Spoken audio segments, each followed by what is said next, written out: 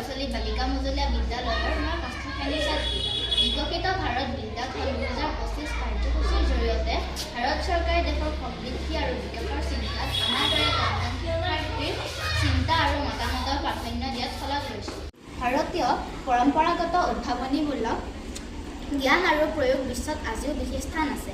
পৰম্পৰাগত চিন্তাৰে থলুৱা সামগ্ৰীয়ে আমাৰ দৈনন্দিন প্ৰয়োজনবোৰ পূৰণ কৰি আহিছোঁ। অসমৰ বাঁহ-বেতৰ শিল্পই এই ক্ষেত্ৰত উল্লেখযোগ্য উদাহৰণ।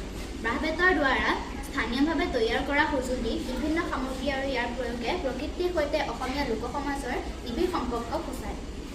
মন কৰিবলগীয়া কথা যে থলুৱা বাঁহ-বেতৰ দ্বাৰা তৈয়াৰ কৰা সামগ্ৰীয়ে কেৱল আমাৰ প্ৰয়োজন পূৰাব পাৰে তেনে নহয়, ই আমাৰ প্ৰাকৃতিক পৰিৱেশৰ ভাৰসাম্যতা অৰ্থাৎ বহনক্ষম ক্ষেত্ৰতো বিশেষ ভূমিকা পালন কৰে। বাঁহ-বেতৰ দ্বাৰা তৈয়াৰ কৰা যেনে ডলা, পাচি, খৰাহী আদিকে ধৰি চকী, মেজ, সোফা আদি অসমৰ উন্নত হস্তশিল্পৰ উদাহৰণ। বাঁহ-বেতৰ এই সামগ্ৰীবোৰ ব্যৱহাৰৰ অনুপযোগী হোৱাৰ পাছতো আমাৰ প্ৰাকৃতিক বিনষ্ট কৰিব নোৱাৰে, প্ৰকৃতিৰ মাজত বিলীন হৈ যায়। কিন্তু বৰ্তমানে সহজে বজাৰত পোৱা প্লাষ্টিকৰ সামগ্ৰীয়ে প্ৰকৃতিক বিনষ্ট কৰে। পৰিতাপৰ কথা যে বৰ্তমান বাঁহ-বেতৰ সামগ্ৰীৰ প্ৰয়োগ কমি আহিছে।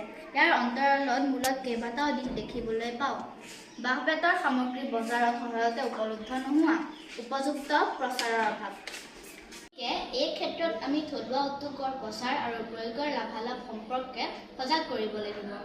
এই ক্ষেত্ৰত চৰকাৰ, সামাজিক সংগঠন, গ্ৰাহক আদায় বাস্তৱ ক্ষেত্ৰত কাম কৰিব লাগিব। ইয়াৰ জৰিয়তে আমাৰ পৰম্পৰা ৰক্ষা, থলুৱা উদ্যোগৰ বিকাশ আৰু প্ৰকৃতিৰ ভাৰসাম্য ৰক্ষিত হ'ব বুলি আশা কৰিব পাৰি। ধন্যবাদ।